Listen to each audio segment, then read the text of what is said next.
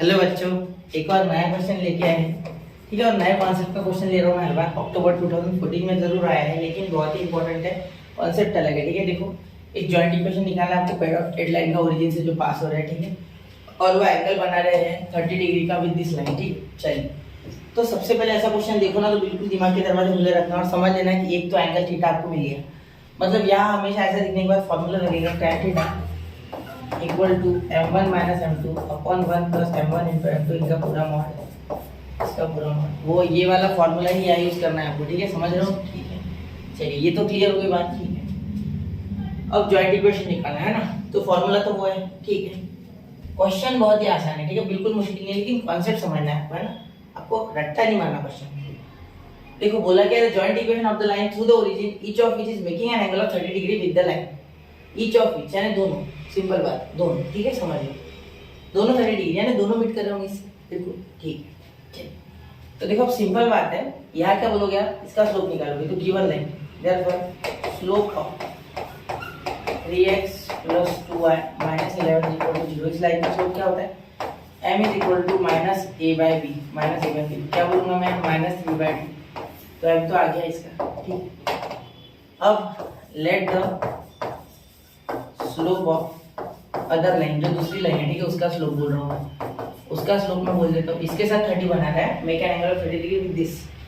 इसका जो स्लोप है वो बोल रहा हूँ, मतलब acute angle between two lines दिया गया, acute angle between two straight lines. ठीक, एक्यूट एंगल वो फार्मूला था वो। ठीक है, तो इसका बोल देंगे हम m या b। b लिखता हूँ मैं, ऐसे लिखने का लिखता हूँ b m। क्या बोले तो m, ये भी b m। ठीक है, तो यहाँ क्या लिख दोगे आप आगे देखिए, देयरफॉर ध्यान देना, therefore we know that tan theta is equal to m1 minus m2 upon 1 plus m1 into m2। बिल्कुल, यहाँ देखो tan 30 दिया गया है। ठीक है, तो tan 30 लिखो, थीटा की वैल्यू 30 है, वो लिख देते हैं यहाँ, कहीं भी लिख सकते हो, ऐसी कोई बात नहीं। Acute angle between two straight lines. ठीक है, यस, समझे? चलो क्लियर। अब देखो m1 यहाँ लिखोगे, m1 वैसे का वैसे। ठीक है, माइनस m2 क्या है बेटा, माइनस 3/2। ठीक है, आगे प्लस m1 इंटू m2 क्या है, माइनस 3/2। बिल्कुल ठीक है, चलिए मॉड। ठीक है, तो इसका देखिए 1/√3 आता है बच्चा। ठीक है, आंसर आपको पता होगा इसका, माइनस माइनस प्लस, तो m1 प्लस 3/2। ठीक है, अपॉन 1 माइनस 3/2 और यहाँ m1 आ जाएगा। ठीक है, m1 m2 नहीं m1, क्योंकि m2 तो हमने ऐसे समझ लो कि इसे m2 बोल दो, मैंने m बोला है, वहाँ आप समझोगे नहीं m2, इसलिए m1 बोलते हैं। ठीक है, चलिए अब आसान है सॉल्व करना, कोई दिमाग लगाने की बात नहीं है, खत्म हो गया है क्वेश्चन आसपास। ठीक है, आपको स्लोप निकालना है, जॉइंट इक्वेशन निकालना है, इसका स्लोप मिल गया कि जॉइंट इक्वेशन बहुत आसान है। ठीक है, देखो अब यहाँ क्या करोगे आप, 1/√3। ठीक है, यहाँ सॉल्व करोगे तो क्या हो जाएगा, 2m1 प्लस 3/2 और यहाँ भी 2 माइनस 3m1 अपॉन 2 कैंसिल। ठीक है, यहाँ मॉड। ठीक है, यहाँ तक तो क्लियर होगी बात। ठीक है, यहाँ तक तो कोई इशू नहीं रह गया आपको, है ना, यहाँ तक कोई इशू है क्या बच्चा?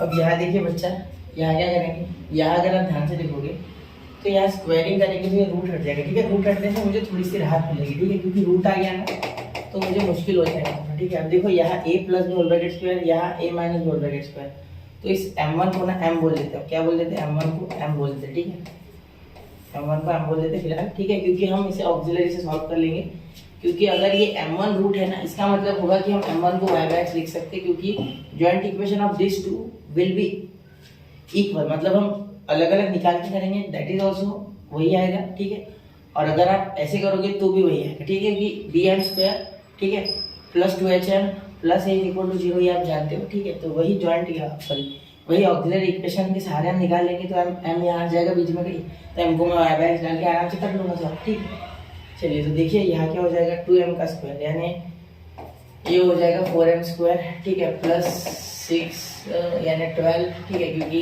a square plus 2ab plus b² यानी 9। ठीक है, इसका भी कर लेंगे तो क्या हो गया, 4 माइनस 12m। ठीक है, प्लस 9m का स्क्वायर। ठीक है, चलिए अब यहाँ अगर ये गया, यहाँ अगर ये गया, तो 4 माइनस 12m प्लस 9m²। ठीक है, इज इक्वल टू, यहाँ ध्यान से लिखोगे तो क्या हो जाएगा, यहाँ हो जाएगा इक्वल टू, ध्यान देना, यहाँ 12m²। ठीक है, प्लस ये हो गया आपका 36। ठीक है, प्लस 27। ठीक है, चलिए अभी से सॉल्व करते हैं, क्लियर होगी नहीं यहाँ तक बात?